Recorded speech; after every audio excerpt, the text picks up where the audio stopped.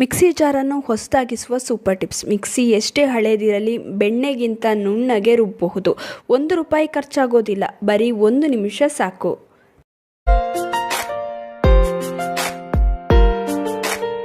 ನಮಸ್ತೆ, ವಿಭಿನ್ನ ಸಲಹೆಗಳು ಚಾನಲ್ಗೆ ಸ್ವಾಗತ. ಮಿಕ್ಸಿ ನಮ್ಮೆಲ್ಲರ ಮನೆಯಲ್ಲೂ ಇದೆ. ಇನ್ನು ಮಿಕ್ಸಿ ಜಾರ್ನ ಬ್ಲೇಡ್ ಬಳಸುತ್ತಾ ಮೊಂಡಾಗುತ್ತೆ.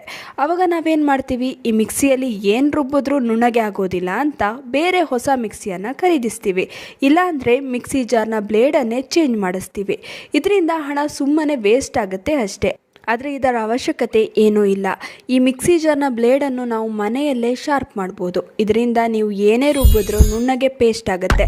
ಅಡುಗೆ ರುಚಿಯೂ ಕೂಡ ಹೆಚ್ಚಾಗುತ್ತೆ, ಹಣ ಕೂಡ ಉಳಿತಾಯ ಆಗುತ್ತೆ. ನಾನು ಇವತ್ತು ಮಿಕ್ಸಿ ಜಾರನ್ನು ಶಾರ್ಪ್ ಮಾಡುವ 3 ವಿಧಾನಗಳನ್ನು ತಿಳಿಸ್ಕೊಡ್ತೀನಿ. ₹1 ಖರ್ಚಿಲ್ಲದೆ ಸುಲಭವಾಗಿ ಮನೆಯಲ್ಲಿರುವ ವಸ್ತುಗಳಿಂದಲೇ ಮಿಕ್ಸಿ ಜಾರ್ನ ಬ್ಲೇಡನ್ನು ಶಾರ್ಪ್ ಮಾಡ್ಕೊಳ್ಬೋದು. ಹೇಗೆ ಅಂತ ನೋಡ್ಕೊಂಬರೋಣ ಬನ್ನಿ. ನಿಮ್ಮ ಮನೆಯಲ್ಲಿ ಈ ರೀತಿಯ ಅಲ್ಯೂಮಿನಿಯಂ ಫಾಯಿಲ್ ಇದ್ದರೆ ಇದನ್ನು ಹೀಗೆ ಚಿಕ್ಕ ಚಿಕ್ಕ ಉಂಡೆಗಳನ್ನಾಗಿ ಮಾಡಿ ಮಿಕ್ಸಿ ಜಾರಿಗೆ ಹಾಕಿ.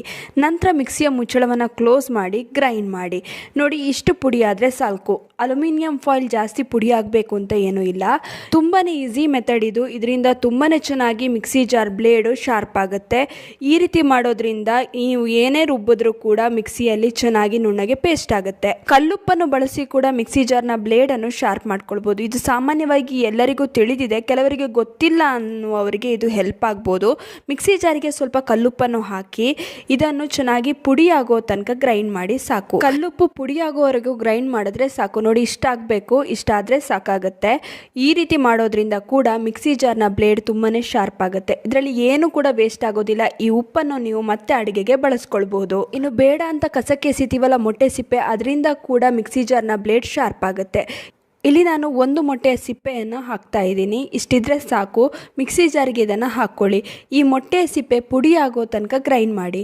ಈ ರೀತಿ ಮಾಡೋದ್ರಿಂದ ಮಿಕ್ಸಿ ಜಾರ್ನ ಬ್ಲೇಡ್ ತುಂಬಾ ಶಾರ್ಪ್ ಆಗುತ್ತೆ. ಇನ್ನು ಈ ಮೊಟ್ಟೆ ಸಿಪ್ಪೆ ಪುಡಿಯನ್ನು ವೇಸ್ಟ್ ಅಂತ ಎಸೆಯಕ್ಕೆ ಹೋಗಬೇಡಿ. ಇದನ್ನು ಹೇಗೆಲ್ಲ ಬಳಸ್ಬೋದು ಅಂತಲೂ ವಿಡಿಯೋನ ಮಾಡಿದ್ದೀನಿ. ಕಮೆಂಟ್ ಸೆಕ್ಷನಲ್ಲಿ ಲಿಂಕ್ನ ಹಾಕಿರ್ತೀನಿ. ನೀವು ಆ ವಿಡಿಯೋನ ನೋಡಿಲ್ಲ ಅಂದರೆ ತಪ್ಪದೆ ವಿಡಿಯೋನ ನೋಡಿ.